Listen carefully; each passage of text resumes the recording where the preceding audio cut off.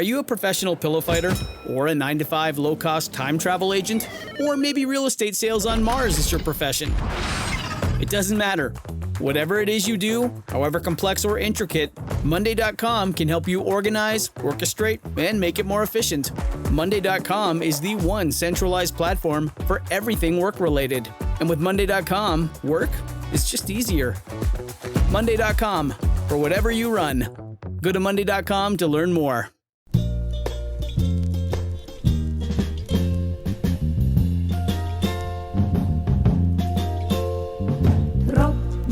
Regen auf mein Kopf. Hinter der Deckelbus ist die kleine Fahrt im Top. Geht mir kein Sach nicht, die Hey everyone, welcome to Kill Me Now with Judy Gold. I'm your host, Judy Gold, and I know we have been re-airing. This week we are re-airing my live interview with BD Wong because tonight is the opening of our show. BD Wong directed my new show. Yes, I can say that, at 59E59 Theaters on 59 East 59th Street. And so we thought, let's revisit my live interview with BD. I have to say, he is just one extraordinary person. He is so talented. He is so insightful. He is brilliant, and he's so fucking funny. And I think that, you know, people are like, "Oh, BD Wong is directing it." You know, they don't think about him in a comedy sense, but he is so fucking funny. So fucking funny, and a wicked sense of humor, and I've known him for 30 years. So this interview was before we, oh, there went my phone. Isn't that funny? This was before we started working together on the show. So that's that.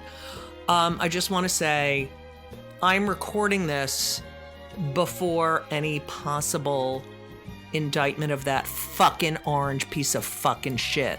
Okay? Fuck it. Fuck them. Fuck it all. Okay.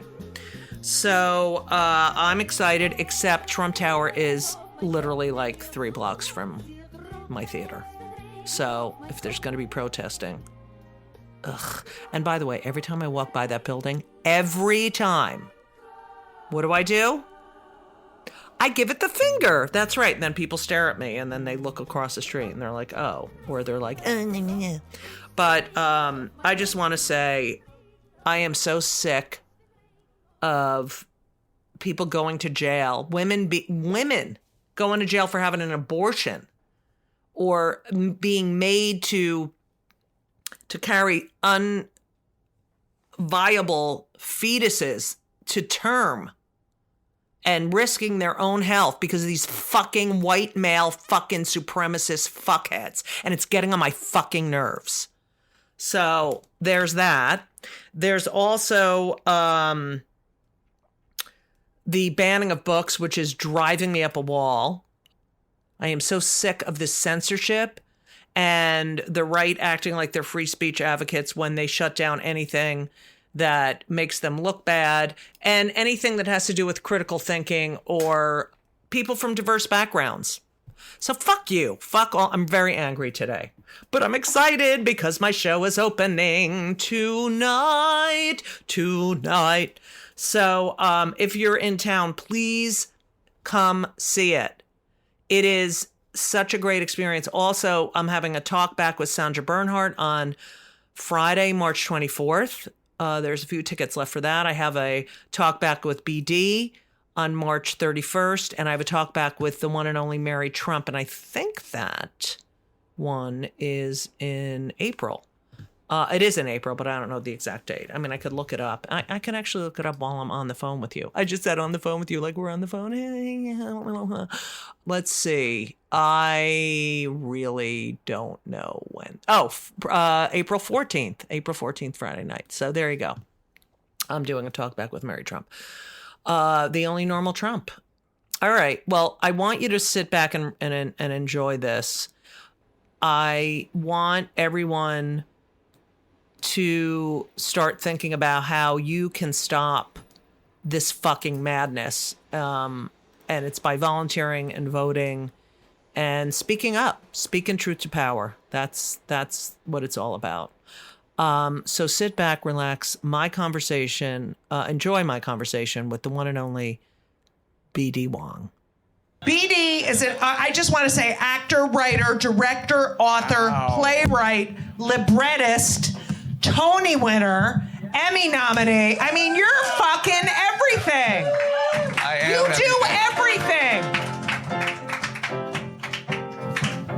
All the rest. So, this is a podcast, so no one can hear. But when did you get the new hair? Like the new hair? Just 15 minutes ago. I conditioned it for you. No, but it's just been growing, but it doesn't usually look like this. Like Anastasia, our friend, she saw it a few days ago or whatever. It doesn't look like this, but I got it all like. I fucking love it. It's really hot. It has no part.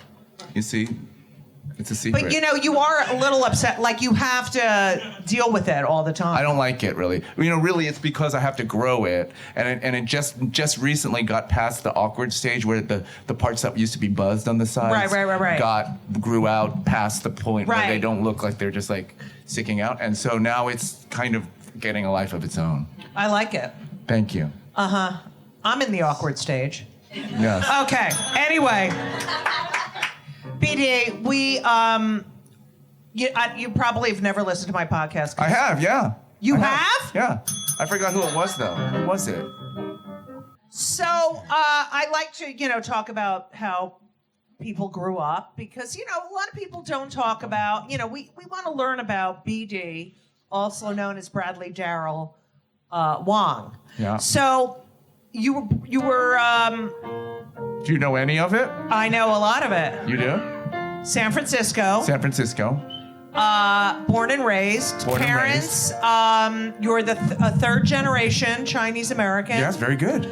Your mother was a telephone company supervisor. Yeah, great. And your father was a postal worker. Yes. And you're the middle of three boys. That's right.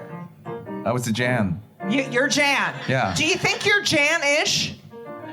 I don't think I'm Janish. I think my younger brother's more Janish. Really? Yeah. But, what does he do? But he would never. I hope he's not listening because he wouldn't like it he's for me not to say listening. that. What does he do? He's a recently retired firefighter. Wow, that's hot. Yes, totally. And what about your older brother? My older brother is a semi-retired former physician, and he's a consultant. Okay, boring. And now it's no really one gives a it's shit. very interesting though, actually. It is? He's a bedside manner consultant. Are you fucking kidding me? Yeah. He teaches doctors. He teaches doctors and nurses how to get along, and bedside manner, and the No way. the ethics of healthcare and serving the people that need it. Because Are you kidding? it's a really broken system, and duh. And so he goes in and he does retreats and coaches staffs. And does he teach them how to deal with patients too? Yeah, he has a whole theories, and he wrote a book. What's the name of it? Heroes Need Not Apply. Oh, I think I like him more. What's his name? Yeah, Brian. Brian. Oh, are they all B's? Yeah. What's the third one? Barry. He should be the gay one, Barry, don't you think? Yeah, probably. Bradley, though, I don't know. Yeah, Bradley's pretty gay. Wow, so he's a doctor. So, Yeah, I mean, you did win a Tony, and, you are a fucking movie star and TV star. Do you think your parents favor him because he's, your father's gone, but do you think your mother favors him because he's a doctor? Well, I think she favors us all in different ways, yeah. Oh, God, I'm so sick of you being perfect. No, I think the doctor thing was really important to them, and my older brother was older, and I was having trouble kind of figuring out what I wanted to do, and that put pressure on me. Right. But then he became a doctor, and that was great for them. They were very proud of him. Of course. And then my thing let the little bit of the air out of the tires. For me, the stress of like, what the hell? I was going to be such a loser. And then your other brother was like, fuck it, I'm fucking going to fight fires. Save people's lives and Yes. shit like that. Yeah, that's right. I love your So family. that's right. Everybody has their own kind of thing. Right. So, I mean, they're all individuals. Now, did you have your own room growing up? No, Who'd you share it with? my brother Barry, the gay one. yeah, no, yeah. I know. the one that made me gay. Yeah. And so that And so did Brian have his own room? Yeah, and then Brian went to college, so then I guess we got our own rooms after that, yes. So Yeah. Brian had his own room, and that's why he was able to become a physician. Because he had space to study. Oh, and- yeah. He was perfect, and still is very perfect. Like Really? Is he married? Yes, and he Kids? has 2 boys, yeah. And what do they do? One of them is a chef, and one of them is a corporate real estate. It works for a boring. corporate real estate firm. So as a young child, Yeah, what part of San Francisco did you grow up in? the Sunset District by the beach. Really? Yeah. Nice. My parents lived and with my brother Brian in North Beach near Chinatown, and then when we were born, we moved out to the Avenues, it's called, and that's where I went to public high school, and that's where I grew up and everything. And was it a suburb or was it more city-ish? It was suburb-ish. It was So like like the city. if we're in New York, what would you say? It's Oh, Brooklyn-y? Like Red Hooky? It's kind of Queens-ish, I guess. I don't know. It's It's that Queens-ish. place that you see in the photographs near the beach where all the houses look exactly the same and they're very small. Did you live in a house or an apartment? In a house, yeah. Wow. A little house with a tiny little strip of lawn in front of each house. It was like a development. Right, where It was a development, but it wasn't fancy. It was very like starter homes kind of thing. Right. Like, So you started taking voice lessons at a very young age, is that correct? I sang in the choir, the chorus, it was called. Me too. And can I say something? No. Okay. So if I was in the chorus and the band, I was a fucking nerd. Anyway. Yeah. And So at high school or in junior high school or in middle school or whatever you call it. I was, in middle school too. Yeah. Like I started in like 4th grade. Anyway. Yeah, 4th grade. That's When you have to, elementary school. So by high school, when we would do choral concerts. Yes. And then it would be all the cunty sopranos, in the first row, and then altos in the second row, and then the baritone and bass, right? The tenor and bass, right? Yeah. And so there would be the sopranos would stand on the stage, and then there was a riser. And then there was another riser. But you didn't have to stand on I the didn't riser. fucking stand on the riser, and I was still taller than everyone. It's the worst. It's in the fucking yearbook. It is so depressing. Did you stand Okay. But they stand on can't the see your floor? feet. No, I'm on the end, and Okay. I'm taller than all the fucking girls who are on the fucking riser. Okay, but you see, wait a second. I was in elementary school and I was the smallest person. This is seriously true. Yes. And I got put in the middle of the first row and everyone went like this. It was like No an arrow way. pointing to my shortness. That's how I felt. Okay. But then I got solos and stuff.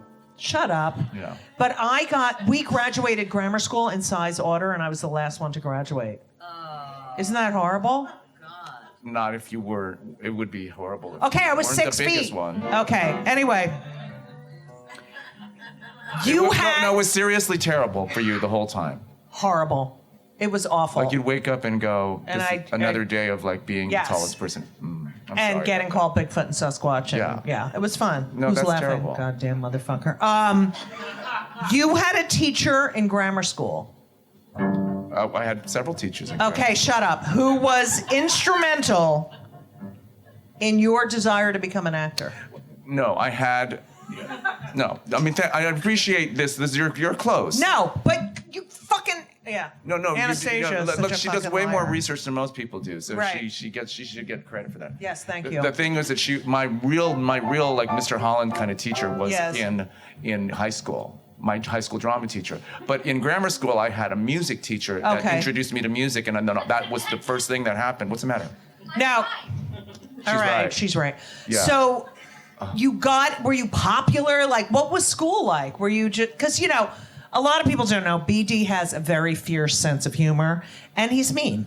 I mean- So, And why? We get to the bottom of why now. yeah, so, you have a very cutting, edgy, where did that come from? I think comes from the same part of me that wants to be an actor that likes to have a reaction from someone. That Yeah, you do. elicits Yeah, a yeah. reaction. And so So I think that's what it is. Like, it's the fun part for me is just watching a person after you've said something terrible to them. Right. And just watching them. Did you ever know. get in trouble in school? No, but I had a couple of situations where people would cry or something, and then that was not the reaction that I wanted, you know. And then I was devastated because I did not want to hurt people. Did you apologize? Yes. Yeah. So, like, what? Give me an example. Suzanne Grodner. Jewish? I think so. Yes, Jewish. Grodner's Jewish name. Yeah. From Burlingame, and that was actually right out of high school. That was in college. Okay. And she was like, you know, my Anastasia. She was like somebody that I would just be really mean to, and I was much more, I was much freer about it then, and much less sensitive about it. I mean, even less sensitive. Did you like her? I loved her. Right. She was she's a really super talented actor. We were in shows together. She was Minnie Fay when I was in Hello Dolly and I was Barnaby. And I was just like always like, I think I just hit her too hard. And finally she was like, she couldn't take it. And then I was totally caught off guard because as a kid this is kind of why I kind of like am into like telling kids things, like spelling things out for them that they'll find out eventually, but you could spell it out for them. It would be easier. Like, this is going to happen to you. Try not to like go so far that happens. Like, so do you feel? Because my son does it now too. My son is very, very snarky with me in particular. Really? Yeah. He loves to just like bust my balls about everything. Good for him. Yeah. But I'm saying like, I hope you don't do that the same way to everybody because I will say that this happens every once in a while. Right. So, do you think it was a coping mechanism, that snarky little? I think first of all, it grew. I wasn't like that as a child. Okay. I was because I've met your mother, Roberta, who's the sweetest human being. Like, she's like an angel. Yeah, she is. Yeah, and you are nothing like her. I'm like her, like inside in some ways, but I'm not like her. I'm sorry, it's really hot up here. I know. There are things about me that are like her. Of course, we're all like our parents in different ways. Right. But no, she's not mean to people.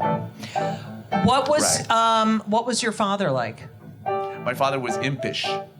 Really? My father was a little Chinese American guy who cried all the time. No way. Yeah, he was always very sentimental, and he loved to talk about why people should always get along, and but you know, like, I'd like to teach the world to sing. You know that song? Yeah. I'd like to teach the world to sing in perfect harmony. Yeah.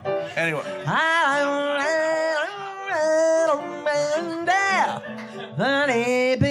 Well, that's the Coke's commercial.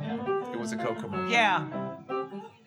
That was a big thing in the 70s. Go ahead. Was, yeah. Where's your husband? Okay, go ahead. All right, whatever. Oh, he was at the DMV. All right, yeah. Which is terrible. Okay, go ahead. So I don't know where it came from. I was very brainy and precocious as a child. And you were a great student. And I spoke in like perfect English all the time. Can you speak Chinese? No, I can't. We moved. This is why we moved. I mean, this is one of the side effects of us moving to the avenues was that we weren't near Chinatown anymore. I was. Do your parents speak Chinese? Or yes, and my older brother does. Oh, of course he does. Yeah. How do you say coronavirus in Chinese? I don't know. Okay. So, you didn't like that? If I liked it, you would have known. See how mean he is to me? Do you see? This is the evil side of BD. It's not evil. Okay, so, all right, so do you have a lot of friends? Like, is going to school fun? I fucking dreaded it every goddamn morning. No, I didn't. I until 5th or 6th grade, I was super good in elementary school. I was like kind of like, I think I was like gifted, which is really dumb. Right. Dumb label. But I was given a gifted label, and then I got taken out of class to go play games and make puzzles. We're gonna observe Bradley. We're gonna observe him because he's so smart. And then homework started getting. There just started being more homework, and I wasn't interested in doing homework, so I. You wanted to perform. I did. I was singing, and I didn't know I did, but I liked doing creative things. And did your parents? I like to make things. I made things all the time. Like art? Like my mom taught me how to knit, and I love Roberta. And she taught me, she was all into like 70s crafts, so we were always doing these weird crafts. So you bonded more with your mother than your father, you think? My dad took me to the ballet, and my dad was a kind of a softie. You know, my dad was a kind of a softie, and so. Do you think you resented it? Do you think you resented that about him? That he was such a softie? No, I didn't. Oh, all right. I loved it. I loved the ballet, and I loved that he took me to the ballet. Do you think he was kind of gay a little bit? I don't think so. So were you the most talented kid in your high school class? Well, you know how there were like so many people in the musicals that were like, I'm gonna love you. And everyone's like, oh my God, she's so talented, you know? But there are rarely like really talented people in the musicals that are fucking Tony winners. In high school, I was Harold Hill. You were? Yeah. Wow. And Finch in the music, How to Succeed. Okay. I mean, but I wasn't like that. I was super enthusiastic and very single track minded about it. And my teacher was really into that and wanting me to do it and go for it. And you got good grades? No, I didn't get good grades. You I was did an in the average beginning. Student. I got in when in you're jumping around like crazy. In elementary school, Oprah. In elementary school, I was in one thing, which was really precocious and brainy. And then as soon as I got out of elementary school, I started not being barely less interested in school because I was interested in these other things. So you're in the musical theater, and do you know you're gay, correct? Yeah. San Francisco, 1975. I know. How is it? Okay, so I know I'm gay, but I'm in the fucking suburbs of New Jersey. Yeah. And you can't be gay. So what is it knowing you're gay and growing up in a gay mecca and having it all around you? I can't even fucking imagine. It's amazing. I mean, I didn't know it was amazing when it was happening. I was afraid of it. Right. I thought, what is happening? I didn't and I didn't know that any other place in the world was different. Right. I didn't know that it was different in other places. So I heard maybe people talk about that comparison up to different places, but I was just in it, so I didn't know. And you would but see I could guys tell that, walking down the street with their like when you were in high school, people were affectionate. Yeah. But there was always the thing that they still do now. You know how like there's the gay pride parade and then they put the freakiest person on the news? Yes. So there was always that, like pushing in forward the person in chaps and stuff like that on the street and like, ooh, that's so provocative and stuff. And the normalcy of it was very, you had to be absorbed in it and go out in the world and, to understand what it was, to appreciate it. Now, did your parents know you were gay? No. They had no idea. But I also was, it's an evolution of understanding for yourself. Right, of course, like you push it aside and you think it's a thing that you can get rid of or any number of things. But I was super interested in sex. I was super interested in like reading about sex when I was like 9 years old. My mom was really like forthcoming about like telling me about the birds and the bees and stuff like that and everything. And then I went to the library and I was reading all about sex from a really early age. So I kind of was looking for it, or I don't know what it was, but I was like really into it. And then I was aware that San Francisco was like a place where this was happening. That's so interesting that your mother was so open like that. Yeah, it is. I don't think of her that way now, actually. But my mother was not Judith. So what happens is the penis gets hard. Well, and she did do it. No, she didn't. Oh, she didn't? No, I thought you had a baby, like you took a shit and the baby came out. I swear to God, that's what I thought. Yeah. No one told me a fucking thing. Apparently, my father told my brother and said to him, oh my God, this is how you do it. I don't know much about your brother.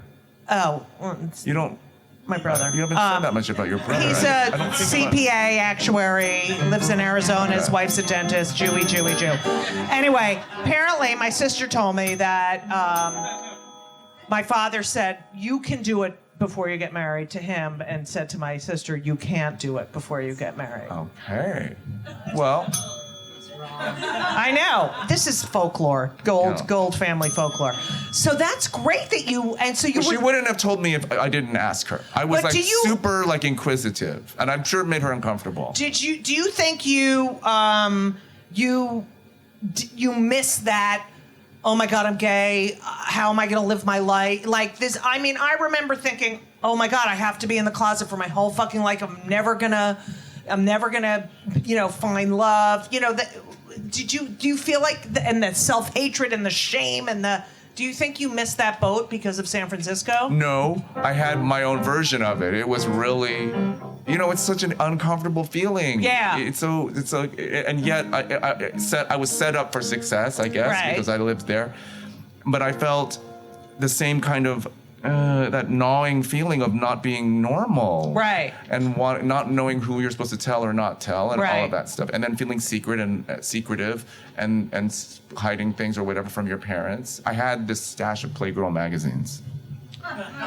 Really? And that my mom found under the bed. No way! Yeah. And then I had to pretend, I forgot what it is.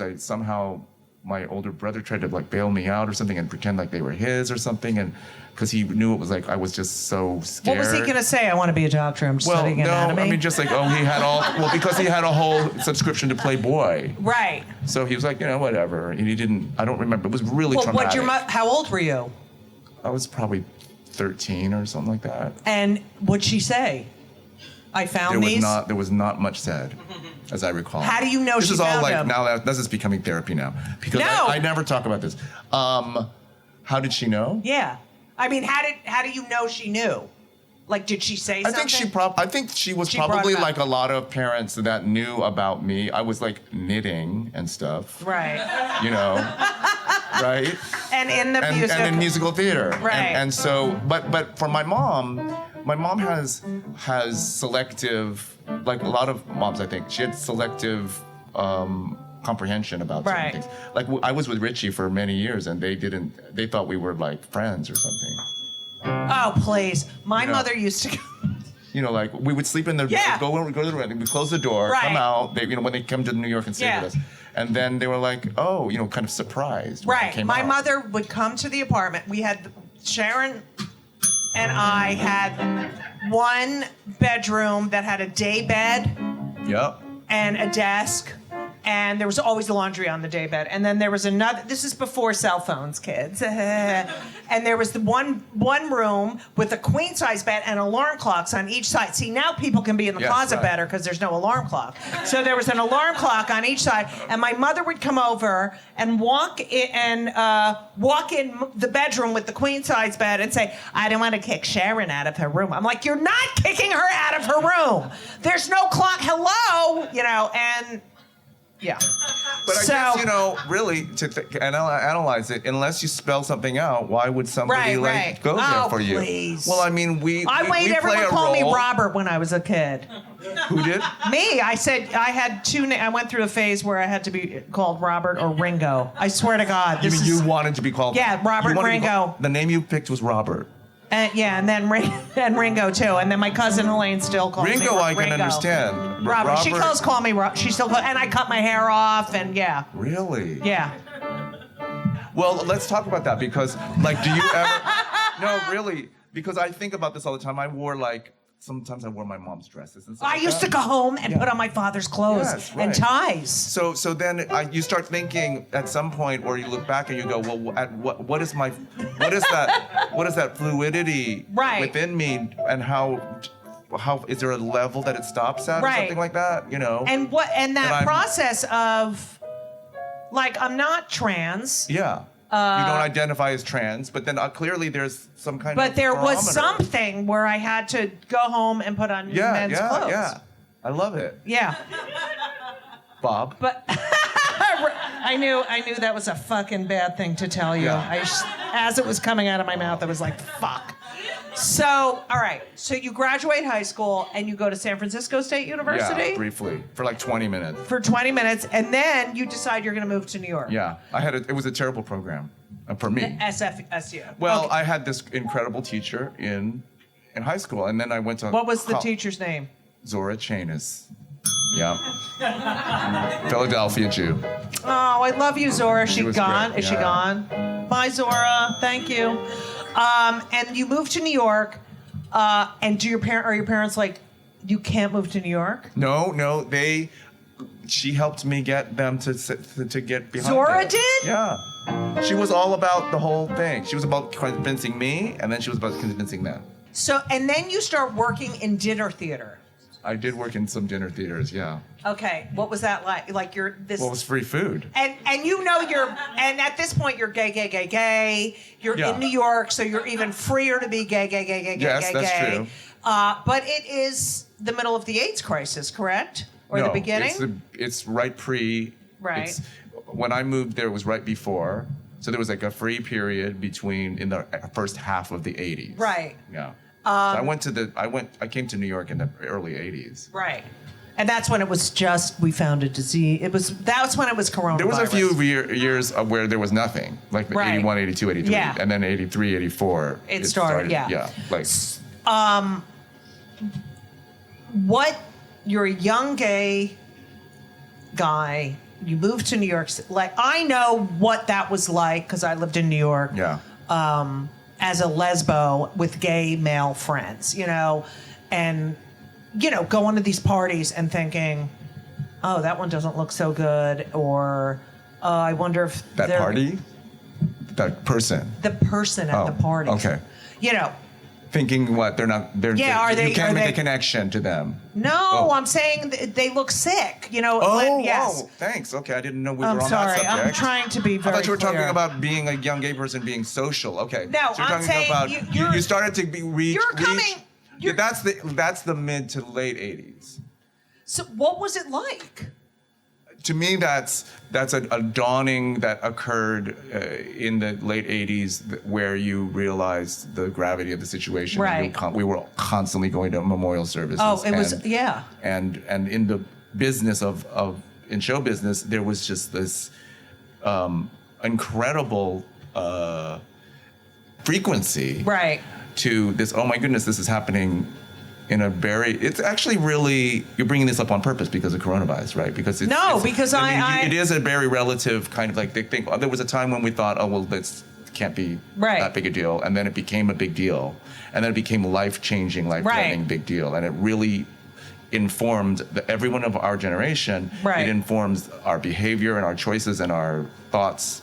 There are lots of gay men that are still really, today, very conflicted about condoms and things like that, conflicted about what we perceive to be unsafe sex and what that means. And even though there are kinds of sex you can have now that are different from the way that it was when we were in the middle of that crisis, people are still conditioned. They're still trained. Don't you think young gay boys are... Oh, I don't need to do that, or it's not a terminal illness anymore, or, I just feel like I think they do. Yeah, I think some of them are, and I don't know what that part. It is. But if their reality is different from my Right. reality, it's very different. Yeah, it sucked. Yeah. So you work in dinner theater, and then you go. I know. All right, this is how my brain works, you fucking assholes. AIDS, dinner theater. Okay. You then go to LA to take acting classes. Okay, yeah. I mean, you're getting the short version, but yes. What happened was I was doing the dinner theater thing, and I was doing a production of Joseph at. We're waiting. He was Jewish, right, Joseph? Joseph was Jewish. She doesn't know the music from technical. Oh. Do one song. One song. No. No, name a song. Joseph. Joseph. Yeah. Okay, forget it. Joseph. Okay. Anyway. Fine. Oh, failure. Okay. We have the same birthday. Yeah, they have the same birthday, and they're both mean to me. Okay. It's a mean sign. It's a mean birthday. It is? You know who's on my birthday? Who? F. Murray Abraham. Can you refer to it now as our birthday? Yes, our birthday. Yeah. F. Murray. Yeah. F. Murray. But you're a Scorpio. Uh-huh. So am I. Okay, so. So I'm not mean. Shut the fuck up. You know I'm not really mean inside, you fucking assholes. Fuck you. Okay. Okay, so I was in it. I was in Joseph, and then I got the LA company, company of Lacage, and so I went to LA, And so then when I was in LA, I started studying with this guy, Donald Houghton. What's his name? Donald Houghton. Jewish? Is he Jewish? Not famous. I think that's a borderline, yeah. Okay. I don't know. How'd you find him? I never even heard of him, and No, he's not famous. I just said he's not famous. Okay, whatever. But you know, I took acting classes. I'm not fighting. You did? Shut up! I love him.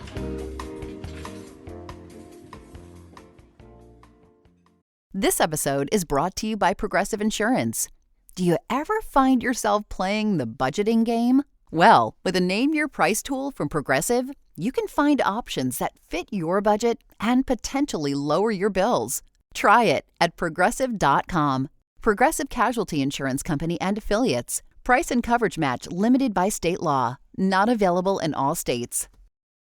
You get M. Butterfly. How? I was doing like these bit parts in TV shows. Like what? Tell me. Like Simon and Simon, and those are Jewish names. Yeah. And those kind of networky shows. I played the Photomat Boy in Simon and Simon. Oh, remember Photomat? Yeah.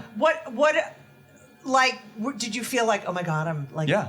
Yeah. I did. Yeah. Yeah, because I was deeply afraid of having to work in stereotypical parts, and every time I got something that I could do without speaking an accent, right, or in going into that territory, made me feel successful. So I did a few of them, so I felt successful. Did your agent, did you make that disclaimer when you went to your agent? Look, I don't want to. I was with an Asian agent with only Asian clients. Oh, who was that? Well, the founder of the agency was named Bessie Lou, and she passed the agency on to this guy named Guy Lee was his name, and he was the the uncle of all Asian actors and he handled most of them. Wow. It was a big deal if you left him, right, because you're disloyal. Yeah. And that meant you were going to like a regular firm or like a white agency or something like that. And he was really quite wonderful. But limited, but wonderful. Right. But he didn't have to be explained that stuff. Although, in order to make a living, he had to kind of sell us down the river a little bit. Right. How long were you with him? Several years. Okay. So you were with him when you got M. Butterfly? I was, yeah. And so were you shocked? Like, how did you audition? Yeah. How did you get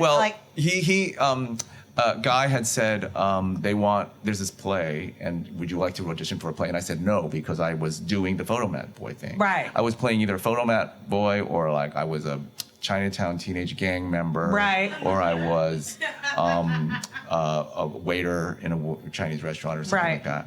And I was doing a lot of that. I was making a living. I said, well, no, I'll stay here, and I'm okay. But then I had always really been trained and geared for being on stage, and I loved the stage, and I had always wanted to be in a Broadway play or whatever. Right. So what is this thing to tell me what it is?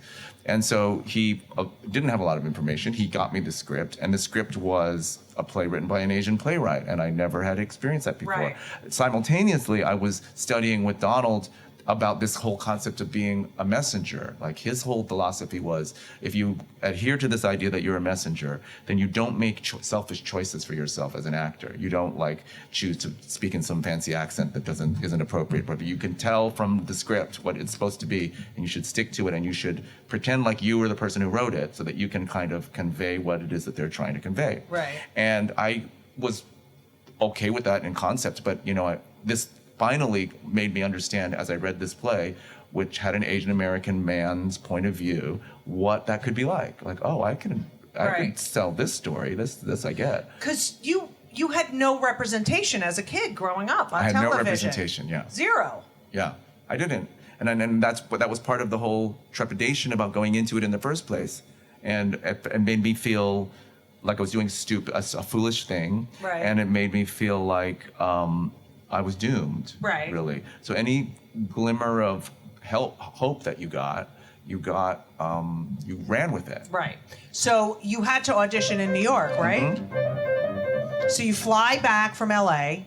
I fly to LA. I was doing this little musical called Mail in LA. M-A-L-E or M-A-I-L with Michael Rupert. Okay. and a bunch of famous people actually were in it. Who? Stokes Mitchell was in it. No. Brian. I'm losing my mind now. I can't remember. Okay, go ahead. But Robert Mandan from Soap, Oh yeah. possibly. Yeah. Yeah, that's a good. Robert, I love that name, Robert. Yeah. Remember Soap? Yes, I love Soap. Love Soap. That was first gay. The first gays. Yeah. Billy Crystal. Yeah. So I was in the music hall. I was like I had a little part, and then I had to rush to had to arrange it so that I could come back and be in do the show that night, and I went to have this audition. Anyway, I auditioned in this strange. It was on Theater Row, where it is now, where all those theaters are. Oh yeah. But they were all shitty little like storefronts at that time. On 42nd. On 42nd Across the Street. street from West Bank. Yeah. Okay.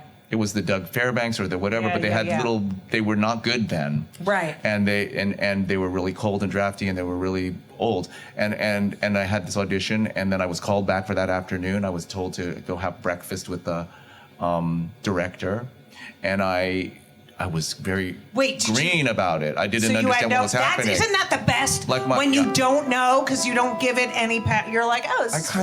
I don't miss it, but I kind of. Yeah. I thought I was really. I was very naive about the whole thing. Right. I had a friend, Ray, who was a friend of mine from LA, that said, "I'm going to come to New York with you," and he kind of flew with me. You know, he on his own. Ray. Cochran was his name. So Cock, were you touching his Cochran as well? No. All right, go ahead. But I wonder what happened Shut to him, up. though. What? I'm gonna have to look him up. Yeah. Say. What Ray Cochran's doing. Anyway, Ray said, "I'm gonna come with you." And then after the audition, he said, "Well, how did it go?" And I said, "It wasn't very good because I didn't feel like I had done what I wanted to do." You just walk in and they're all sitting behind the table, like. Yeah. Okay. It's not that many. It was actually the director, the woman who was the composer, a few other people, casting directors and stuff like that. Anyway, I didn't feel like it went well, and I had worked my ass off with Donald to try to do really well.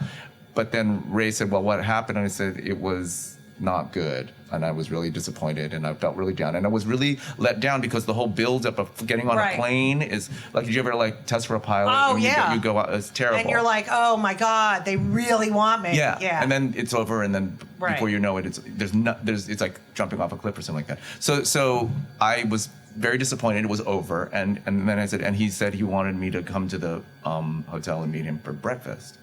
And so then Ray was like, hello, that's like a thing. And I said, oh, really? That would happen? Like, I thought it was just like a courtesy that you came to town. Oh, yeah, because and you were people gonna are so courteous in this business. And it wasn't. It was like he was really interested in me. And so Did you work on like being a woman, like with your acting teacher? Yeah, sure. Well, I had an instinct for it. I had just done. I had a year or so before. I had minimal drag experience in Lacage, and I had a sensibility. I used to wear my mom's dresses and stuff like that. So I had this sense of me, of that side of me that I never accessed before as a performer. But your body, like the way you moved your body in that show, I mean.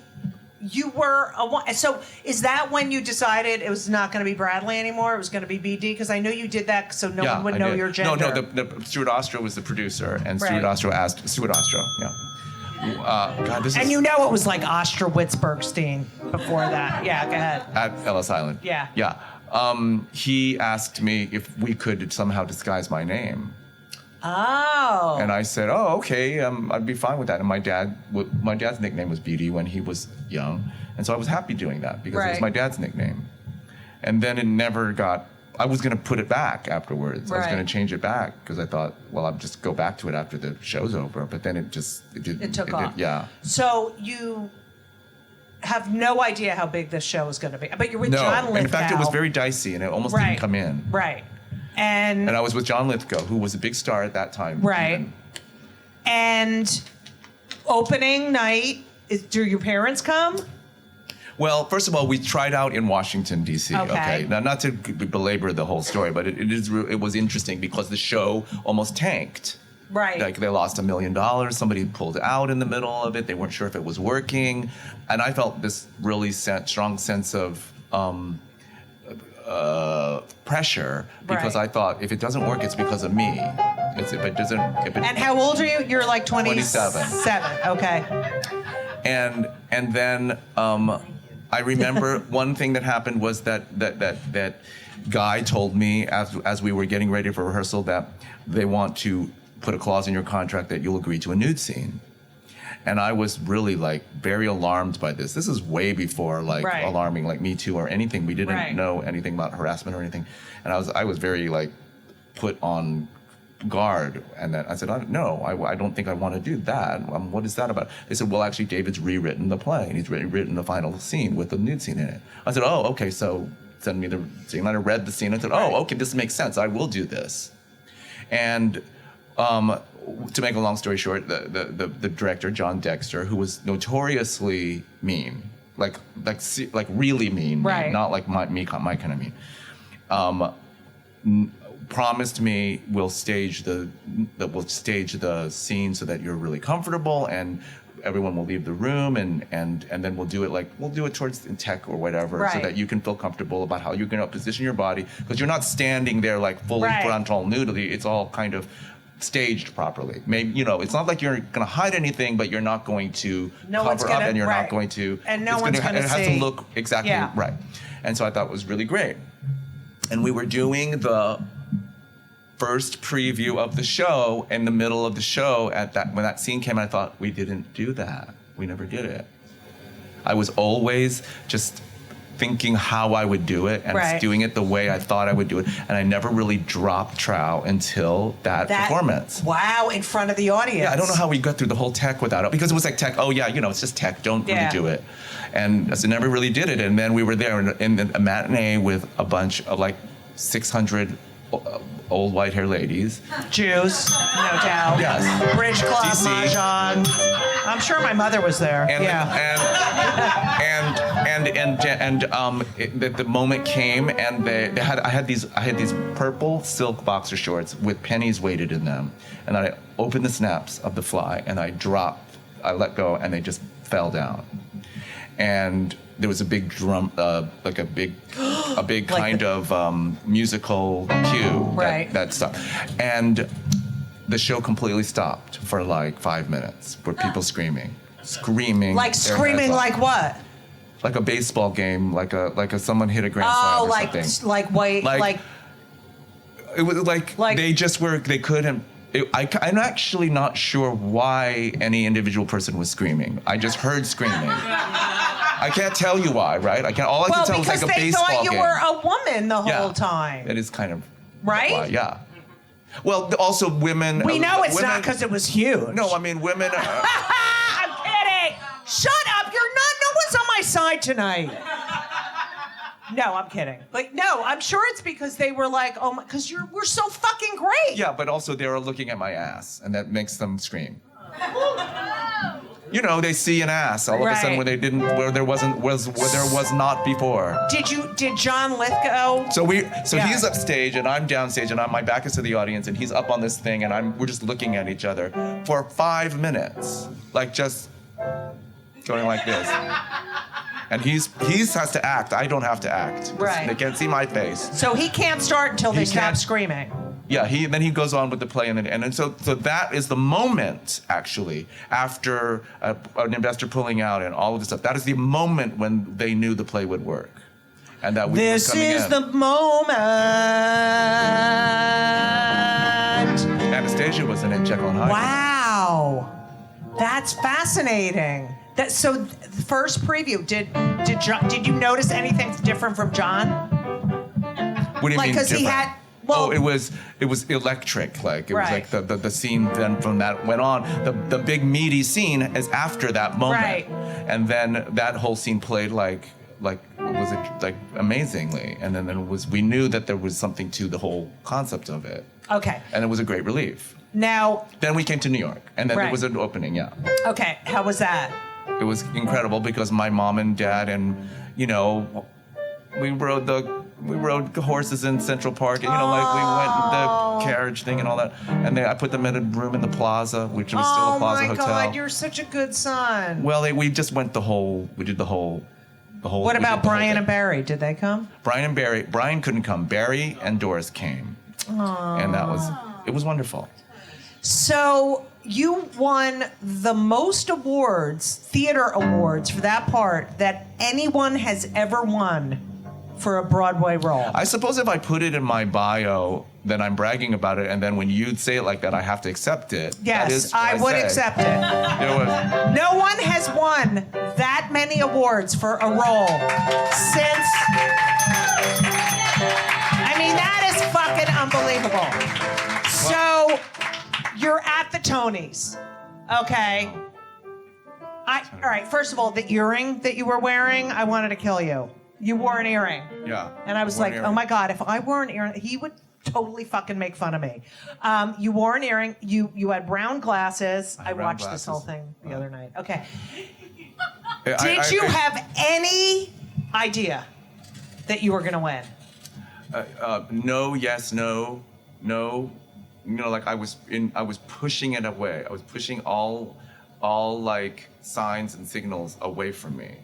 And I would like go on these long walks by myself and try to like reset my expectations. But when you found out you were nominated, I got myself into trouble because when I got the part, when I auditioned for the part, I told Ray, I said, whoever gets this part is going to get a Tony Award.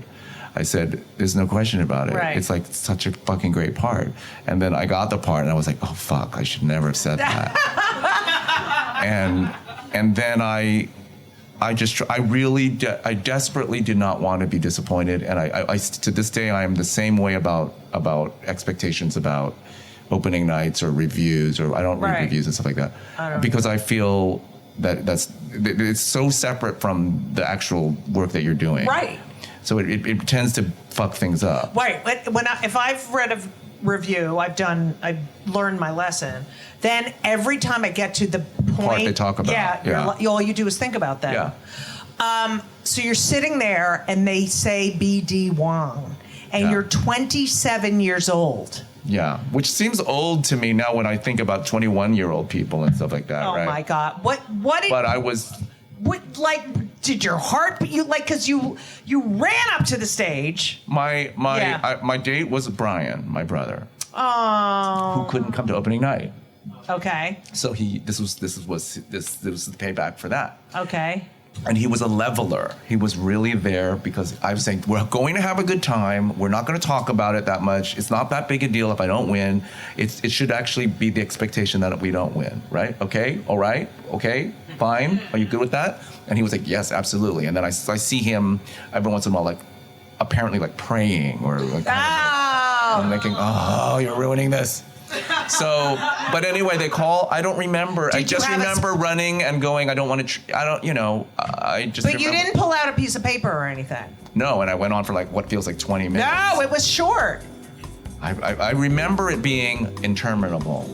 Did your life change after that? Like, did your career change? Look, years ago, if a comic in the 60s did Johnny Carson or Yes, Ed right, Sullivan, right. that was it. Yeah. I I didn't feel like that. I mean, I have no complaints. I'm very happy. I'm happy to be sitting here with you now and talking about all this stuff and all the Right. things that I've done. I'm happy to do Right. them. But it wasn't like I became a star. You know, like it wasn't like I knew about. I mean, like, Yeah, but I mean, what I'm saying is the parts that I got offered were not like star parts. Did you? I've heard you say. I think they thought I was a little off. They weren't sure what to do with me. Right. Yeah. 'Cause you're playing Like I was a freak. woman. Nowadays, I think there's more of a market for Right. someone who has that skill set. Of course. Yeah. You then, after M Butterfly, you go to you do Charlie Brown. Yeah. I mean, and Butterfly. That's 10 years later. Yes. Mm-hmm. You do Charlie Brown. Uh-huh. You're playing Linus. Yeah. And Charles Schultz has to okay that an Asian Yeah, uh-huh. person can Yeah. play Linus. Well, he has to okay all the choices that Michael's making, the director and the production, and I think that was part of the package of it. And yes, he did. Yeah, and they did, and it was 1998, and so at that time, I guess we were ready for that. Right. Now There wasn't a lot of backlash or people being Right. upset about it. There was a Black Schroeder. Right. You and a human Snoopy. in between M Butterfly and good whatever the fuck Charlie Brown. You were cast on the first Asian American family on television, starring Margaret Cho. I was, yes. Yes. Let's talk about the Asian people in that show. That was the Okay. hard Asian. So here's the deal. Here's the deal. It was, first of all, and I've heard you talk about this so many times, that expectation of wanting to be a leading man and knowing that, and through your career, not getting leading man parts, simply because you're Asian. Yeah. But you've sort of accepted this character actor sort of role. I love that part of Right. it, and actually, really, in recent months or years, the parts have gotten better. Right. But I'm not. I would like to I like the opportunity or the responsibility or the challenge of carrying something. Right. What we call carrying something. Okay, so you get cast on this pilot. Yeah. And Yeah. it's Margaret, it's Jody Long, Jody it's Long. Clyde Kusatsu, Like Kusatsu. it's Amy Hill. Hill, you, Yeah. it's what was his name, the son? J.B. Kwan. J.B. Kwan, Maddie Corman, Yeah. and Judy Gold! And I would always say, figures my first, series regular job is on an Asian American family, and I'm 6'3". So, all right, so it was groundbreaking because it was the first Asian American family, but it was fucking sanitized to the point that Margaret couldn't be herself. Yeah. It was, we bonded. Yeah. Like the greatest thing about that show was the friendships Yeah. I got out of it. But it was a little bit torturous getting those Torturous scripts. and it was getting those scripts and us being young and kind of idealistic and wanting best for it. Right. And feeling the potential. And then it being kind of corporate. Right. Disney. Remember like the whole thing about her Margaret's Angora sweater and like Yeah. she them having to approve her sweater and stuff like that. And I telling her I to had a lose big fight weight. with them Yeah. about my hair. They wanted me to cut my hair. And I didn't want to cut my hair because Right. I thought I was creating this role and stuff like that. And Right. I should have just kept my mouth shut and cut my hair. Right. It was Disney, it was like a whole thing. You- and I didn't get that. And, Right. And it became clear as we went along. We were both, when the pilot got picked up for a series, we both were looking for places to live, and you gave me your sloppy seconds, and I loved that house on Windsor Boulevard. Remember that? You're like, I have the perfect house for you on Windsor Boulevard. You had, Because I had passed on it. Yeah. I loved it. I had it for years. You did? Yes, I kept it for years. I love it. Yeah. We would also have dinner. Well, like we were like Toy, yeah. we Toy were like Thai a food. family. We were. We had dinner all the time with Maddie and Margaret. And we talked we about would everyone kind of behind their like- backs. Yeah, and we were what do you call it? Commiserating together Yes. about the experience the whole time. Like trying to figure out, like troubleshooting it, trying Right. to figure out why it had to be so tortured. Yeah. And then Terry Hughes directed. Yeah. Is he still alive? I believe so. Yeah. And one of the writers murdered his wife and is in jail, J.J. Wall. Remember? Yeah. Yeah, I'm not kidding. This is true. Yeah. And, but we wanted it to stay because we loved the bunny. Didn't you love the bunny? we're in the money. Is that what you said? Yeah. Yeah, but yes, that's true. But we also there was an opportunity that was totally missed, and there was something heartbreaking about that. It was, Right. like, totally missed. Now, Because the potential to have a show starring Margaret, even today, is Right. still incredible. Right. And like how that hasn't fixed itself I know. is really tragic. And you see, the 2020 version of that is the Right. show that I'm working on with Nora Aquafina, from Queens. which I is know. cut from the same kind of But- energy. Like a forceful star personality, Asian American, and writing a show around her. Right, this but it particular doesn't show talk was- about. It's like a family. It's like which is why it's a more real yeah. family, and it doesn't sanitized. I guess is a good word. The word that you use, sanitized. Right. That they.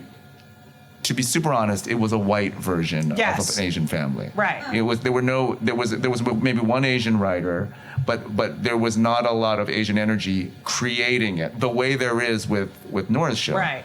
And that makes a huge difference. Yeah. It just makes it such a tremendous difference. It's like trying to write a straight version of a gay show. Right. You know. But we did go to San Francisco for that stupid Yeah. Reebok thing, and we all had dinner with your family. Yes. Oh, that was so fun!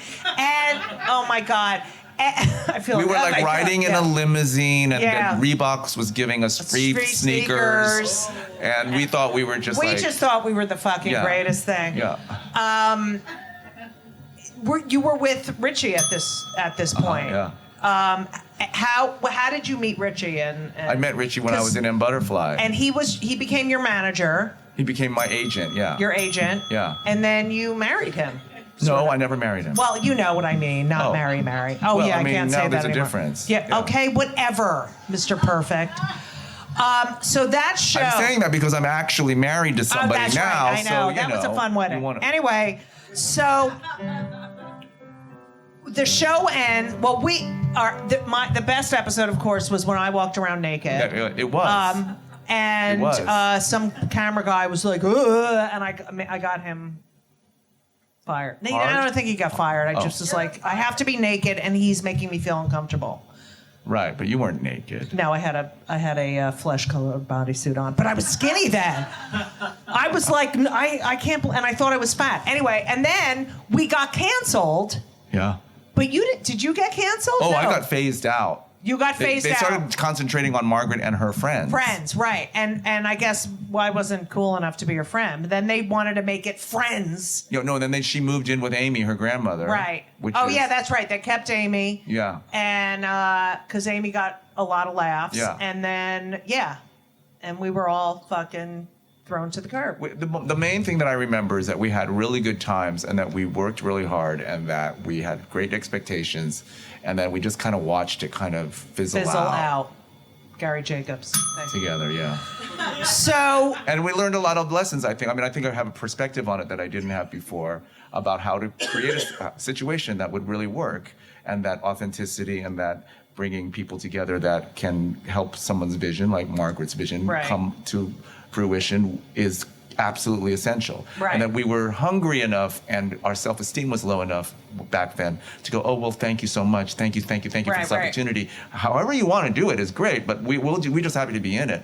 We can't do that anymore. We have to Right. say, no, if we're going to do it, then we have to do it and it has to be her point of view and right. it has to be really her truth. And that's how it's going to be good for you too, because it's going to be authentic and the audience will respond to it Right. because of it. That's a kind of a no-brainer now, Right. but then it was it was like not pulling that. fucking teeth Yeah, out of them. it was. So you end up, then Charlie Brown. And then, Charlie. first of all, how did SVU come about?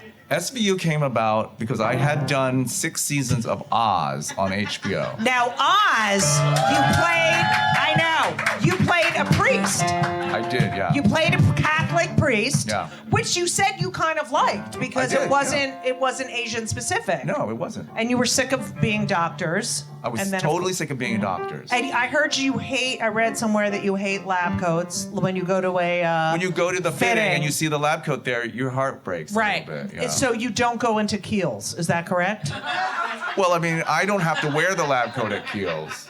No, yes. Why do they wear lab coats at Kiehl's? They're not scientists. Yes, They and- work at they walk out, they all have glasses and they're like, oh, can I help you? And I'm like, you're not a fucking dermatologist. No. Like, I know. it's so annoying. Okay. Disneyland. So Oz, you were very critically, of course, you're critically acclaimed actor. Thank you. Yes. Then do you get SVU? Right after, I got that, and Jackson had just been born. So you and Richie decide that you want to have kids. and you get a surrogate. Yes. And you use Richie's sister's egg and your sperm. Yeah. And Shauna. And Shauna. Shauna gives birth to twins. Yes. And unfortunately, Boaz passes. But Boaz was the... Shauna gave birth 12 weeks prematurely. Right. As that happens sometimes. Yes. And so that as a result, Boaz didn't survive the birth, and Jackson did. You say something so beautiful about Boaz is that he was getting the nourishment from Shauna, and Jackson was getting the nourishment from Boaz. Yes, so that's right. He was the They conduit. had a condition where, as identical twins, one of them gets more than the other, and one of them becomes anemic as a result, and the other one becomes over. I forgot the word. It's too much blood. Right. And so Period it menstrual. was as if it was because they were connected to each Right. other that. Why do you make me do this? I'm sorry. That what you said. Right. And you wrote the most beautiful. I was on your friend's email list, and you wrote the most beautiful emails while you were going through this process. Yes, because it was a coping mechanism, and because it was like, oh, like help me get through this. It was like the beginning of email. Actually, it was like 2000, and we were emailing, but we weren't all kind of. We were still learning about it or whatever. We were getting into it, and I was trying to take advantage of this technology, and I sort of reached out. I could reach out to 90 people at the same time. Yeah. I'm going to do it. I'm going to write to my family and say, hey, we're having an operation. This is the situation. The first email I wrote explained to all these expectant relatives and friends, this is what happened. It didn't work out the way that we thought it would, but this is what it is, and please root for us or whatever. And then, I'll be writing to you again because in a couple of weeks, Jackson's, I think, is going to have an operation. And he did have an operation in the next couple of weeks, so I sent a little kind of thing. As I kept writing these emails week after week, I got more into it, and I got more kind of dramatic and actually funny about it. Yeah, because it's a coping mechanism, of course. And I thought, I also wanted people to read them. So I thought, they're not just going to read these clinical, boring, They weren't tired. clinical. No, but that's why I tried to make them not that way. So I was working hard to kind of make them entertaining, and then by the end of it, there were like 1,000 people that were all kind of following along and passing them on and forwarding them to other people. And then we took him home. Oh, to make a long and story he's short. so beautiful, isn't he? He's beautiful. He's such a beautiful person. I wonder if he's here this evening. No, he's not, is he? Oh my God. Oh. His cover is blown. I'm sure he would have liked to have sat there the whole time. He's such a great kid. Boaz Dove and Benjamin's middle name is Dove too. Yeah. Jackson's so fucking great. All right, but we'll get to him in a second. You came out in 2003. Yeah, because the emails became a book, and then the book was being peddled, and I thought, oh wow, this means I'm coming out. It was really surprising. So, but had you thought about coming out before? Publicly, okay. So we're talking about publicly. I mean, we all knew. Yes, we all knew. In '94 that you were a big queer. And so I keep touching my hair. I'm so well, I know because you're so gay. Yeah. 2003. 2003. Yeah. So came out. the book comes out, and I realized that was a. Whatever, coming clean or whatever, kind of like just setting the record straight, whatever. Was it uncomfortable for you before that when you were doing like interviews and stuff? It was like because I wasn't ready to do it, and so I was always trying to control it. Right. And control is always going to be the worst downfall, thing you should try to do. Yeah, you can never be in a situation, especially in an interview situation where you try to control something. Right. You just have to be open to it and let it happen. Right. And so I would not be able to do that before, and then all of a sudden I didn't have to do it anymore. Right. And it's so freeing. I think it was actually kind of surprised how freeing it was. Right. I knew it would be freeing, but I didn't realize. And then also Jackson, is of a generation that doesn't really have the same kind of oh my God, I know conflict about it that we had, that was installed into us by our parents or by our people, what the time that we lived in. He doesn't have that as much, so it's less of a big deal. it's nice to know that thing exists, but it for him, I don't think he feels it the same way. And it's so interesting having kids. Henry was born in '96, and I came out too because I was like, I'm not gonna get on stage and lie or make up shit. I had so much material. Or fudging it. Yeah. I had so. Oh right, you wanted to share it because it was great and material. I had really good material. Anyway, and it's freeing. It definitely affected my career. I don't know if it had any effect on your career. It did. Oh, I mean, I think it was positive for me because I was positive, and it was it was bad for you. Well, it was like first you're too Jewish. Oh, right. And then pigeonholing. And it was also, and I never wanted to be a lesbian comic. I wanted to be a comic who happened to be a lesbian. Yes. I wasn't going to get on stage and just talk about, I'm a lesbian. I just wanted to be a great comic. Yeah. And who happened to be a lesbian and proud, you know. Yeah. But what kind of message is it to your kids if you hide that? Like, we don't talk about that in public, you know.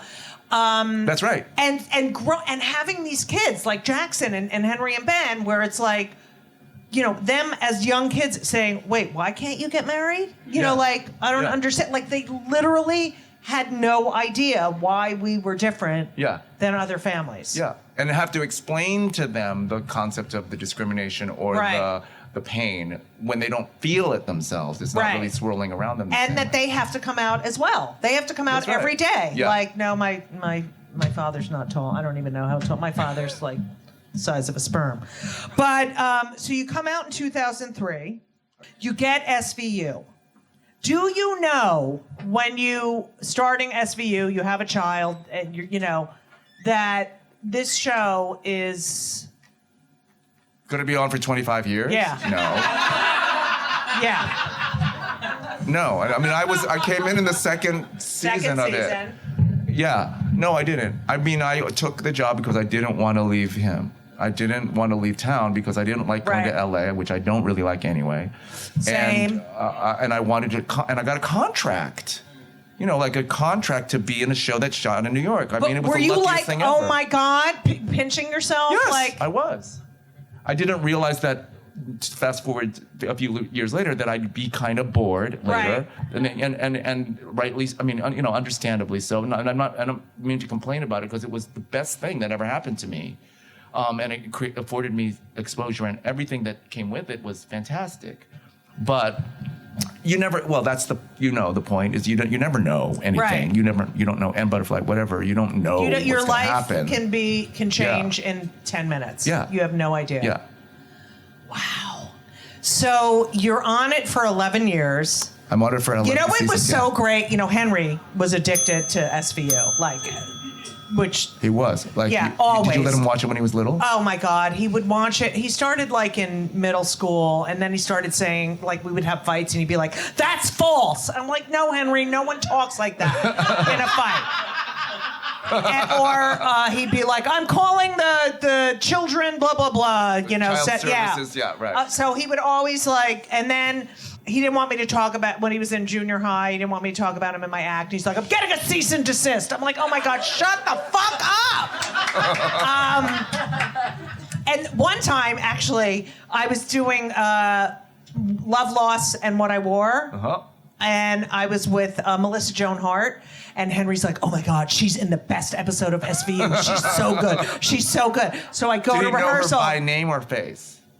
No, he knew her by face. I said Melissa Joan Hart, and he looked her up, and I was like, "Oh my God, she's in the best episode of SVU." And I go into rehearsal, I go, "Oh my God, my son, he's like 14, he loves you. He said you're in the best episode ever of SVU." And she's like, "Oh, that's so sweet and interesting, because I played a child rapist." Yeah. I raped a 13-year-old boy. I was like, "Oh. Well, great. So, can I get a photo?" Or, you know. But when he knew that I knew you, it was, I got a fucking feather in the cap. I'm like, "Oh, I'm friends with BD." And he's like, "Oh, yeah." So, you decide to leave SVU. After 11 years. I don't know if I could do that. I mean, opening that check and being home and sleeping in your own bed. Sleeping in your own bed. Yeah. But 11 years, you know, that was a good amount of time. Right. It was a good amount of time. Was that? Did It was a conscious thing, like, okay. Did you should talk to Richie about it? No, we were by that time separated. Okay. I think. And so what happened, I think this is 2011. Yeah, 2000 to 2011. Right. I was ready to do something else. That's all there is to it. I was ready to do something else, and I could not do that something else unless I left. So then and I think it also had been going on for maybe 2 or 3 years that I felt Where that you were way. like, so by then, it was like, okay, I'm really going to do it. So it wasn't just like all 11 years, suddenly I decided it. It had built up over the last 3 or 4 years. How soon before you left did you and Richie separate? We separated actually closer to 2003. Okay. Yeah. So you have a little boy. You're sharing custody. Yeah. You're a single parent. Yeah. Ish. Yeah, ish. You're sharing, and you're doing the show, and then you're like, I don't want to do the show anymore. Yeah. Right. And does your agent go, what the fuck is wrong with you?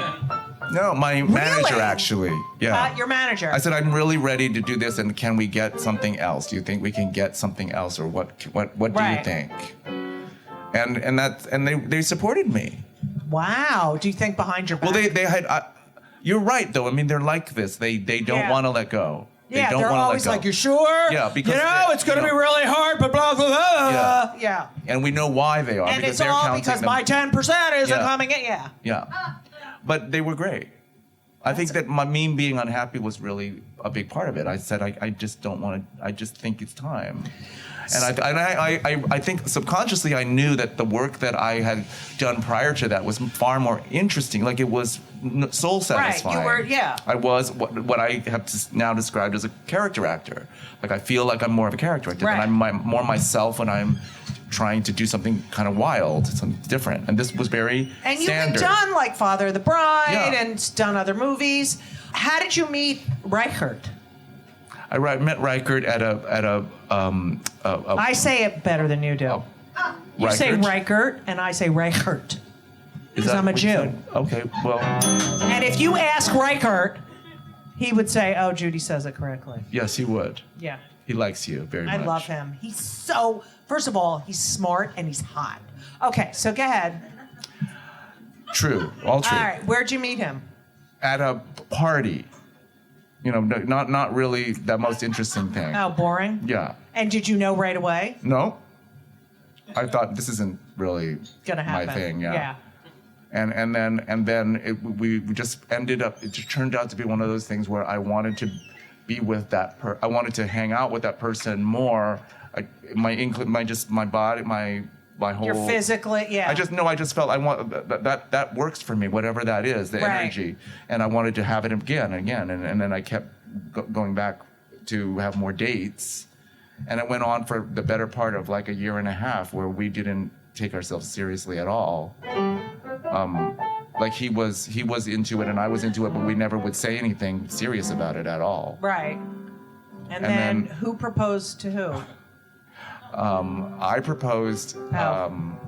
I proposed. What? Controlling. Yeah. Yes. No, because he knew that it was up to me. Because I was the person that was not a particularly marriage. I didn't think Right. of myself as a marriage person. I didn't. I'm totally a marriage person now.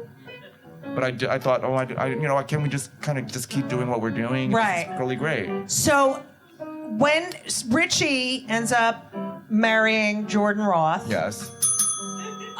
does he meet Jordan about like before you met Reichert? Oh yeah, I didn't Yeah. meet Reichert for many years. For many years after we broke up, I didn't meet Reichert And were until. you jealous 10 of like Richie and? No.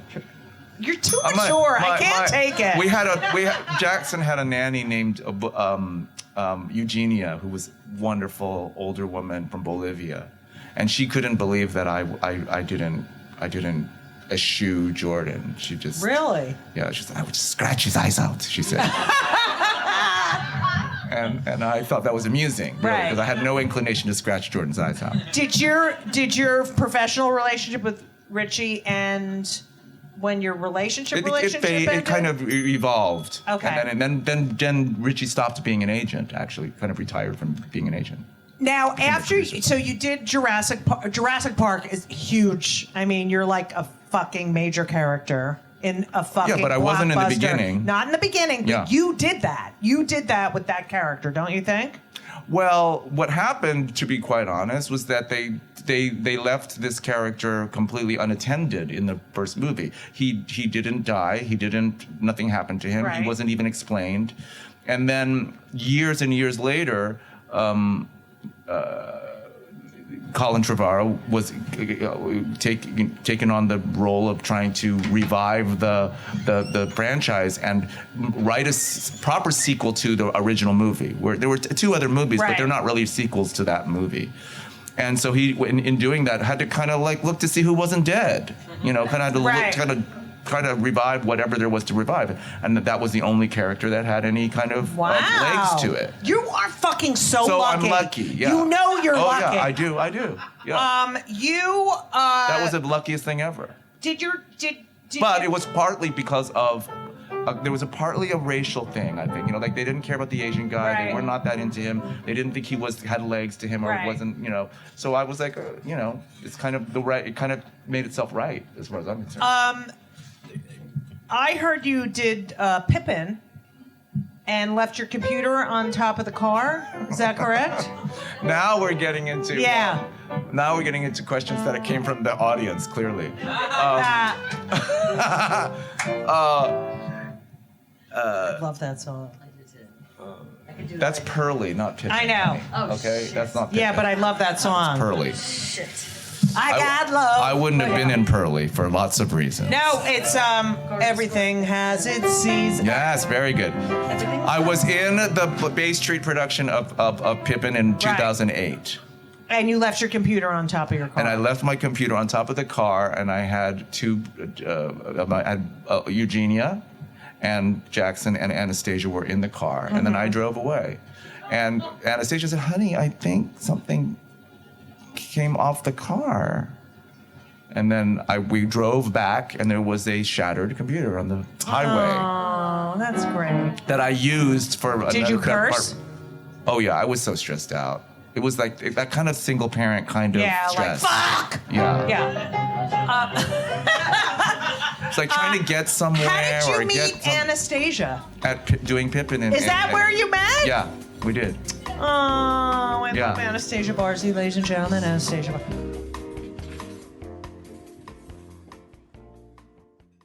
This week's episode of It's Judy's Show with Judy Gold is sponsored by BetterHelp. And if you know me, which I think you do because you're listening to my podcast right now, you know that I am a big advocate for therapy. I think it benefits everyone. I think there's so many people who need it, who don't partake. It is so important for your emotional health and well-being. Therapy is fantastic. It is in every stretch of the imagination. And if you're thinking of starting therapy, please do it. But please give BetterHelp a try. It is entirely online. It's designed to be convenient. It's flexible. It suits your schedule. You fill out a brief questionnaire to get matched with a licensed therapist, and you can switch therapists anytime for no additional charge. I have switched therapists in my life. I've had many, many therapists, and you know, sometimes it's not a great fit for you, but don't give up. Therapy is beneficial. You can learn about yourself, you can process, and just be emotionally healthy. I'm telling you, do it. BetterHelp is great because, you know, when I used to schlep to my therapist's office, it was so annoying. You have to do it, and you sit there and you wait, and then I'm telling you, doing it online is fantastic. And BetterHelp is amazing. I know a lot of people who've used it. So if you're thinking about therapy, go to BetterHelp.com. Let the gratitude flow. This is Gratitude Month, people. So you need to let the gratitude flow with BetterHelp. Visit BetterHelp.com/JudyGold, JudyGold, today, and you will get 10% off your first month. That's BetterHelp, HELP.com/JudyGold. You're welcome.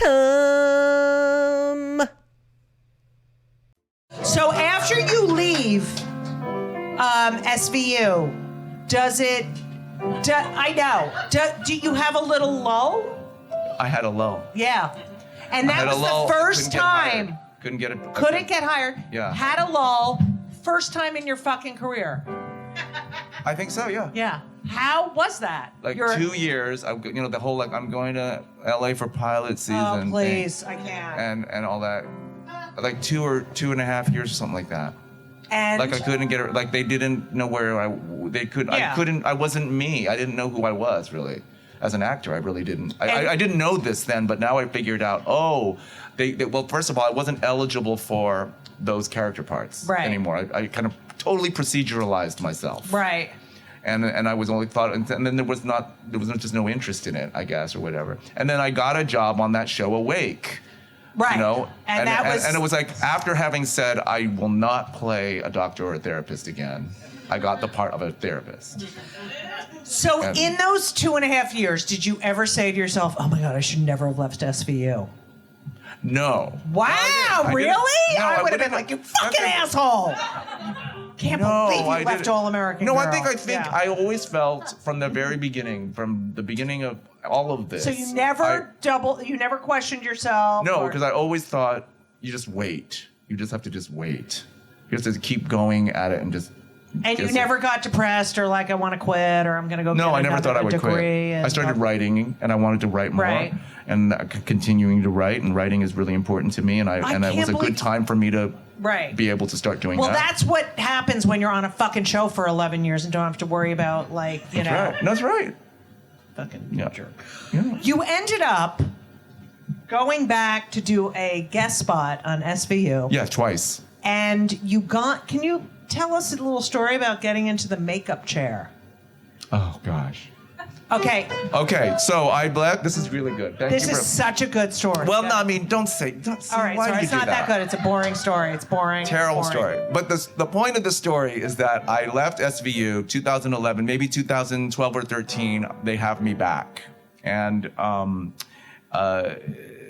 they figured out some way to justify that I'm going to be there to profile one case or whatever. And I go and I sit in the makeup chair. And by this time, they've turned the makeup department over, and there's a new makeup artist there. And she's this very young woman. And it's the hair person. Okay. Okay. And so I sit in her chair, and she stands behind me as a hair person does, and she's fluffing my hair. And she says, "So, is this how you had it at the audition?" Because she thought I was just coming in, and I said, "Oh, I was like, my mind just blew up in my mind. I was thinking so many things." Okay, the way we talked about it. The way we talked about it. Okay. Yes, you said she came over and said, "Oh, how do you want your hair?" And you said, "I don't, the way it normally is." And she said, "Well, how did you wear it to the audition?" Oh, what's the difference? Because then it was a two-parter. As a comedian, I know what build-up is. The point was she gave away the punchline too fucking No, I mean also soon. people don't really understand what happens is when you're a day player, you come in for one day, and the makeup artist is so that department, they're so over all the people they have to make up and do their hair and stuff like that. So they want to make it as easy for themselves as possible. Right. Actually, so like is this how you had it? But Because I will get in trouble if I redo your hair and they look at you. Okay, and whatever. Did you get like a ping in your heart, like, oh my God?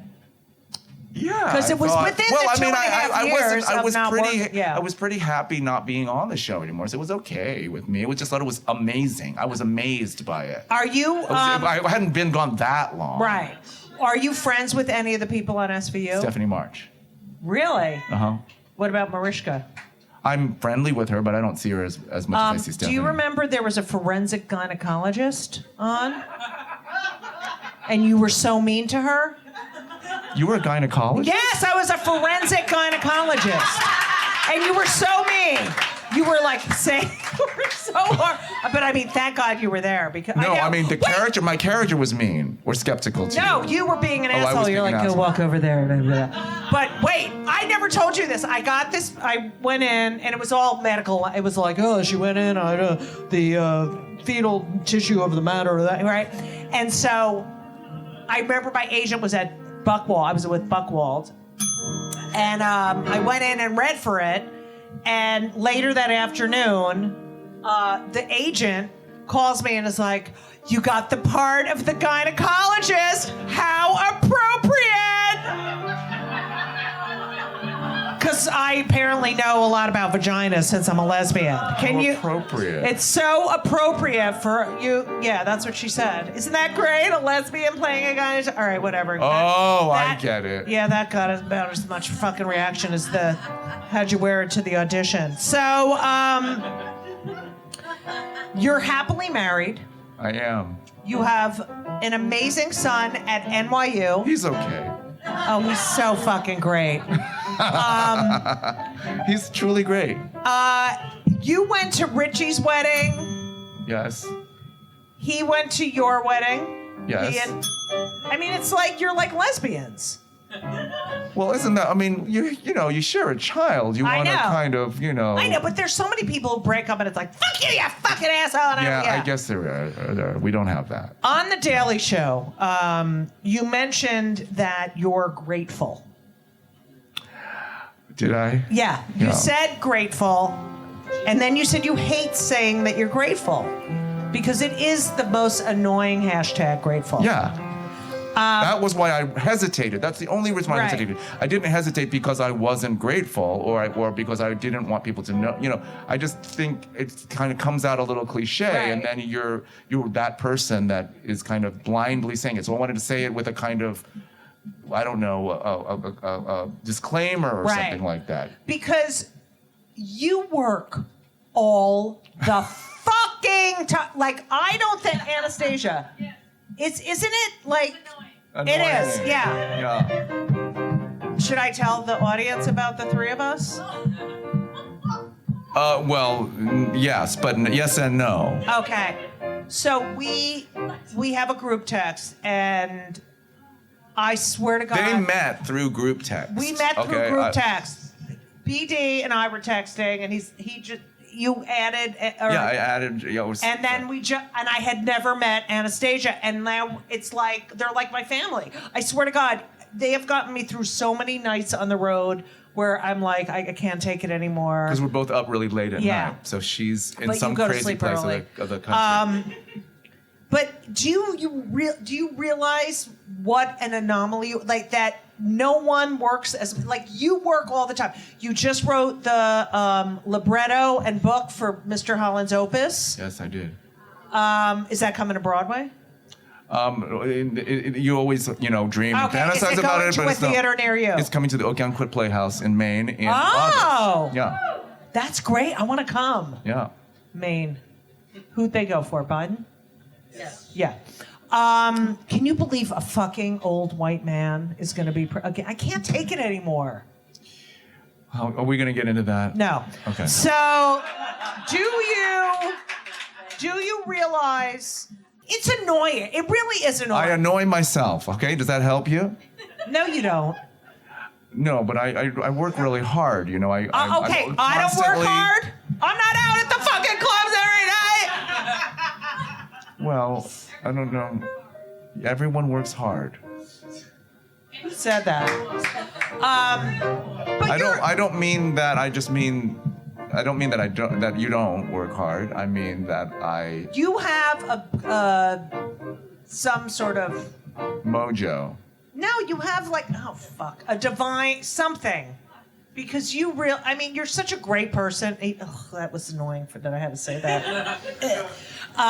You're just so great on so many levels, and you work all the fucking time.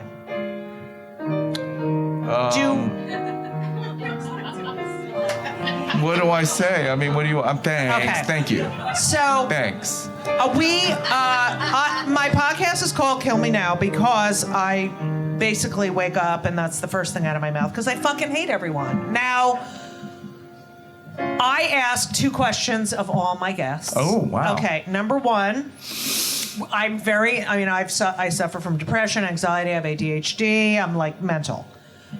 My parents were old when they had me, that's why, and my grandparents were cousins. So, second cousin. But Is that true, really? second cousins, yeah, my grand. Wow. That's why I'm gigantic too. So, have you? I think I know the answer. Have you ever been on antidepressants? I have not. I knew it. And what do you do to keep yourself mentally healthy? Because you're pretty mentally healthy. I put a lot of energy into my friends. Really? I try to. And I think because I get a lot back from that investment, Right. I feel perspective, and Right. I get perspective from them. And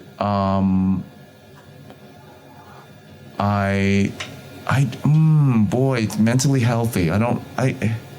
That's very interesting. I think balance is super important, like to try to balance absolutely. things. And I'm perfectly capable of going too far, doing any one thing or another, like Right. working too hard or not working hard enough. Like that's just how the pendulum swings or whatever. And the relationships, I think, are the relationships that get you through all of that working stuff. Okay. My relationship with my husband and my evolving relationship with my son are really, really valuable Right, to me. right. And I hold on to them very tightly, and I try to do whatever I can to do my part in nurturing them. And that's because I think I can draw from them. Right. Like one of the things that I used to do all the time in the earliest part of my relationship with Reichert, I've been with Reichert for 10 years now. When I first met Reichert, I was out every night doing like something like this or a benefit or some gala or whatever. Right. Every single night I tried to do it because I felt like that was what you did to nurture your own career, that you were working to expose yourself, that you got, it's like publicity and it's free publicity. You couldn't say no. And it was also charity. It was your responsibility as a person in the public eye to change it. And then I started realizing that I was burnt out, one, and the other thing was that all I needed to do was sit at home and watch television with Reichert and feel a resetting that I never felt before. Like I was like, oh my gosh, we don't have to do anything actually. We actually sometimes don't even have to talk, though we do. Just like taking a second has been really restorative to me. And so that's the thing that's my takeaway from my relationship with him is like, let's do that. Let's just not do anything and just be together for a minute. And it's been really, and luckily he's really into that and likes that. And then there are plenty of times when you can go out and do other things and do things like this. But it's not every night. I know, I got like that too, and I was like, you know what, I can't. Well, and you have to do it to a certain extent with your schedule on the road. Right. You don't have as much of a choice. I know, I can't stand it. What? This is the second question? Yes. What pisses you off more than anything makes you so fucking crazy angry? And it could be anything, but what fucking... Of course it can be. There's so many things, right? Right. Like, what is I cannot fucking stand this. Are you BD Wong? Am I? Are you? Is that you're saying that that pisses you off when people say, are you... Oh, that pisses me off. And the other thing is like, do I know you, or you look so familiar, but I don't know who you are, kind of thing. Or them saying I love it when people say, oh, are you with it? Are you? And then you say, yes, I am. And they go, I knew it. Oh, I know. I hate that. No, you didn't. But that doesn't piss me off as much as a general sense of people not using their brains to their potential. Oh, I know, right? We all have the brain. Right. We can do what we want with it. And you see it out there. Now you see it, of course, with the president and all that stuff. I don't know what his brain is capable of doing, actually. But he's not using it. He's so selfish that he won't even use his own brain properly. He doesn't even feel he has the need to have to know everything. I know. Right? So that's an extension of something that's a pet peeve of mine. Like, how hard is it to figure out that you should not stand in front of the door on the subway when other people are getting Fuck. How hard is that to figure out? I know. It's just intelligence. And let me off, you fucking asshole. Yeah, or turn to the side or something. that to me is symbolic of a kind of not thinking. What And I about like looking at your phone while you're walking down? You're like behind the person, Yeah, right. and then Or, you no, go to up the the right. And they stairs. fucking move over to the right. Yeah, They're going up the stairs from the I subway. hate that. Yeah, Stop. yeah. And they're like, oh, and I'm like, no. Yeah. So that is not, those little individual things are representative to me of someone being in their own head, not being out thinking, using their Right, brain to right. get outside of themselves, because I like I said, I think the human connection is the thing that makes us really special. We're really into it. That makes me feel alive when I'm able to connect to somebody. So even on the subway, that's part of it. Right. Like, let's work together or something. Yeah. And so how hard is that to work together? When you're in a musical, have you been in musicals? Have you been on stage in big musicals Yeah, and stuff? not in off Broadway.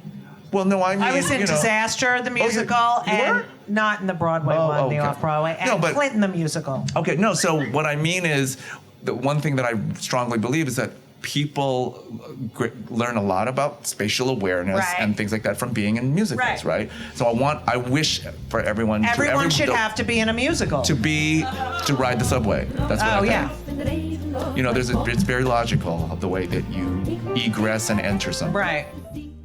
Thank you so much for listening to my conversation with BD Wong, who isn't he the greatest? And he's just so sensitive. I love him. Kill Me Now is produced by Laura Vogel, edited by Colin Schmaling, and every other portion of my life and this podcast is aided along by the guidance and I don't even know what to say. Brittany Jo Sowards, ladies and gentlemen. That is for the rich man because she married a Jew, but she couldn't be less Jewish. But she tries. She's a good person. So that's that. I want you to, please follow me on Twitter and Instagram at Judy Gold, JEWDYGOLD, because I'm a Jew and I'm Jewish and I'm Jew and I'm a Jew. That's a loud one. A fan gave me this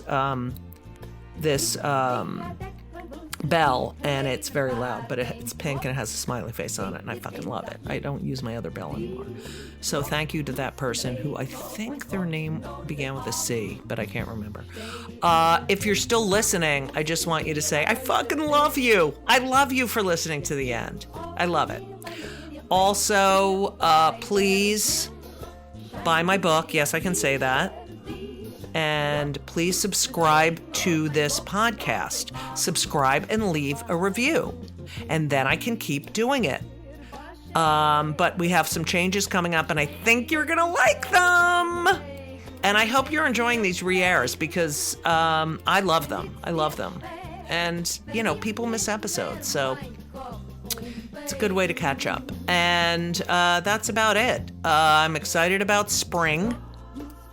I am so happy that the fucking sun is out at 6 o'clock. Yeah, that's all I have to say. I just want to say thank you. And as we always say, so long.